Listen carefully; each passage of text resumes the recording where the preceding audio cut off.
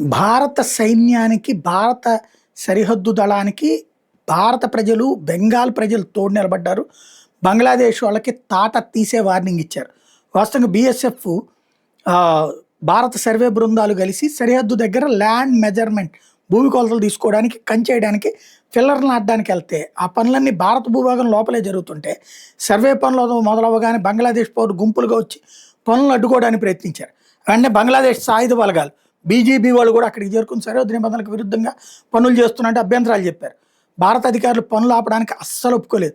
దీంతో ఇరు వర్గాల మధ్య తీవ్ర వాగ్వాదం జరిగింది. పరిస్థితి చేయి దాటిపోయే పరిస్థితి వచ్చింది. వెంటనే రంగంలోకి దిగిన బీఎస్ఎఫ్ అదనపు బలగాలు భారత సర్వే బృందానికి రక్షణగా సరిహద్దు పొడవున వ్యూహాత్మక తుపాకులు గురిపెట్టి ఫైరింగ్ పొజిషన్ తీసుకున్నాయి. ఇరు దేశాల సైన్యాలు ముఖాముఖి తలపడేలా ఉన్న వీడియోలు కూడా బయటకు వచ్చినటువంటి పరిస్థితి. ఎప్పుడైతే ఇరు వర్గాల మధ్య తీవ్ర వాగ్వాదం తర్వాత ఈ గన్ ఫైరింగ్ పొజిషన్ తీసుకున్నాయో, బీఎస్ఎఫ్ జవాన్లు ఆక్రమణ వైఖరిని ప్రదర్శిస్తూ గట్టిగా నిలబడ్డారు.